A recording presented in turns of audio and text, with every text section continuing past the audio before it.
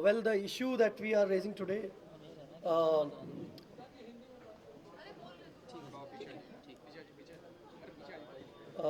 is a very serious issue of financial irregularity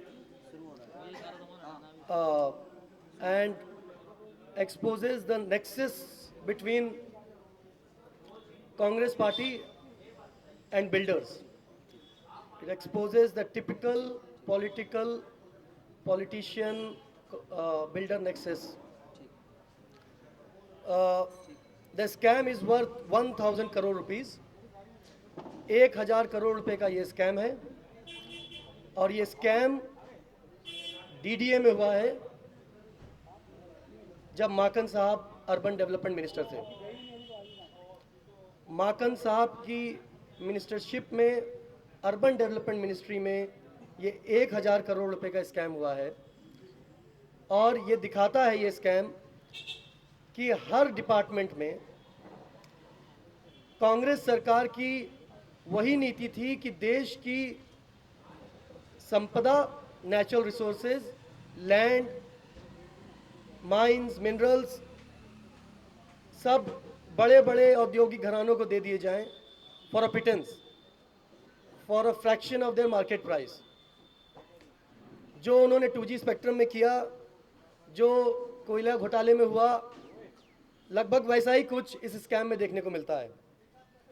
1,000 crore रुपए की ज़मीन, डीडीए की ज़मीन अर्बन डेवलपमेंट मिनिस्ट्री ने माकन साहब के कार्यकाल के दौरान रहेजा डेवलपर्स को दे दी, सिर्फ 6 करोड़ रुपए में। ये ज़मीन है कठपुतली कॉलोनी की और जो हमारे पास डॉक्यूमेंट्स हैं वो खुद डीडीए के डॉक्यूमेंट्स हैं और ये जो 1,000 करोड़ की फिगर है वो डीडीए के इंटरनल कैलकुलेशंस, डीडीए के इंटरनल डॉक्यूमेंट्स पर आधारित है। खुद डीडीए के ऑडिट सेल ने कहा है कि ज़मीन का मार्केट रेट 2 लाख रुपए स्क्वायर मीटर है। 2 लाख रुपए स्क्वायर मीटर।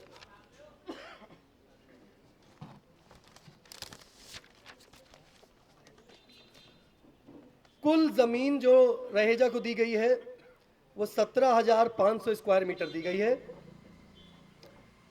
डीडीए के ऑडिट सेल के हिसाब से वो ज़मीन 1,000 करोड़ रुपए से ऊपर जाती है, लेकिन रहेजा को वो ज़मीन मात्र 6 करोड़ रुपए में दे दी गई।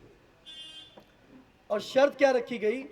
सिर्फ इतनी सी कि वहाँ पर रहेजा 2,800 फ्लैट, छोटे छोटे फ्लैट, बहुत ही छोटे छोटे EWS कैटेगरी के फ्लैट बनाएंगे और वहाँ पर कठपुतली कॉलोनी के लोगों को बसा देंगे।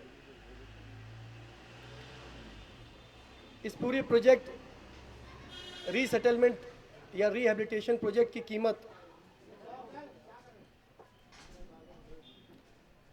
हमारे हिसाब से महज 50 या 60 करोड़ रुपए होगी।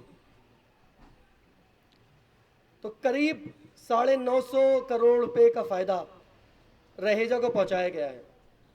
हमारा सवाल बहुत सीधा है कि जब डीडीए के इंटरनल ऑडिटर ने यह प्रश्न उठाया कि रहेजा डेवलपर्स को अनड्यू बेनिफिट दिया गया है, तो अर्बन डेवलपमेंट मिनिस्ट्री ने क्या कदम उठाए? हमारे पास डीडीए के एग्जीक्यूटिव इंजीनियर का जवाब भी है। बड़ा ही घुमा फिरा के जवाब दे दिया गया है। किसी भी सवाल का स्पष्ट तरीके से जवाब नहीं दिया गया है। वो दोनों चिट्ठियां आप लोगों को थोड़ी देर में मिल जाएंगी, ऑडिट रिपोर्ट और उस पर एग्जीक्यूटिव इंजीनियर का जवाब, लेकिन उसके आगे कोई कार्रवाई नहीं हुई। हमारा सवाल ये है कि जब डीडीए के ऑडिट सेल खुद कह रहा है कि अनड्यू फेवर दिया गया है बिल्डर को, तो उस पर आगे कार्रवाई क्यों नहीं हुई?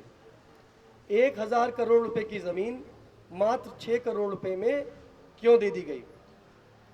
हमारा सवाल ये भी है, is there a connection between Maken and Raheja?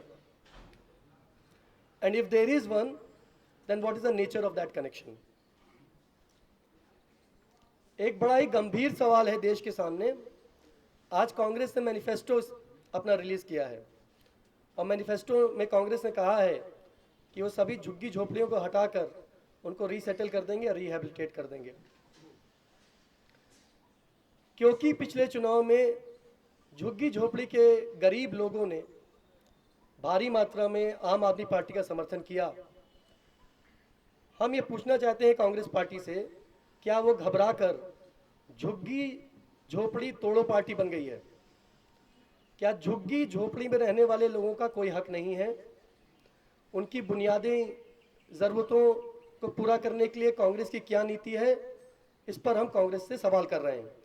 सिर्फ क्या वो झुग्गी झोपड़ियों को तोड़कर बड़े बड़े बिल्डरों को फ्री में ज़मीन दे देंगे और झुग्गी झोपड़ी वालों के कोई अधिकार उनको नहीं दिए जाएंगे?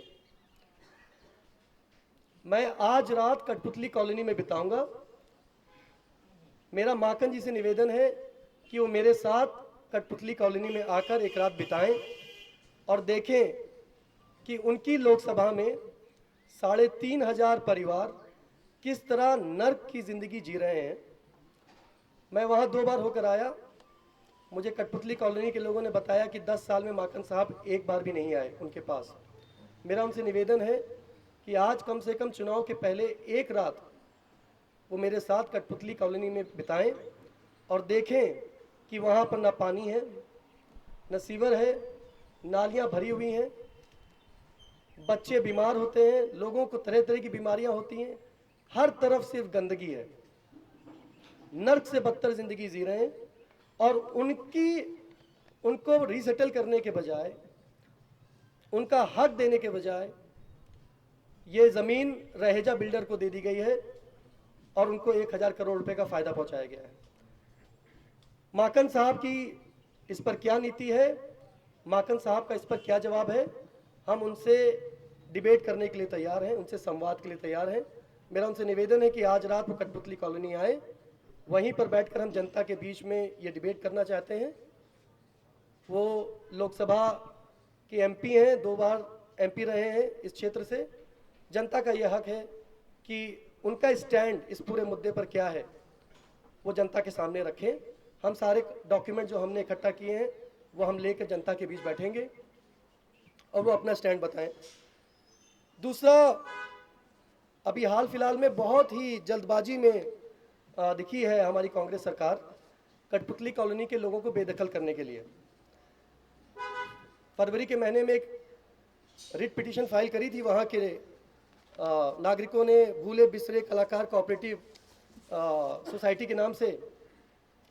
और जैसे ही वो पिटीशन फाइल हुई, अखबार में खबर छपी 20 फरवरी को कि 4 दिन के अंदर उन सबको बेदखल कर दिया जाएगा। 4 दिन, मतलब 24 फरवरी तक उनको बेदखल कर दिया जाएगा। तो चुनाव से पहले गरीबों को झुग्गी झोपड़ी से बेदखल करने के लिए जल्दबाजी क्यों है कांग्रेस की, डीडीए की, अर्बन डेवलपमेंट मिनिस्ट्री की? ये भी हम माकन साहब से जानना चाहेंगे। और ये भी जानना चाहेंगे कि जब उनकी मिनिस्ट्री ने बताया इंटरनली कि ये ज़मीन एक तरीके से मुफ्त में दे दी गई है, तो उस पर क्या कार्रवाई हुई?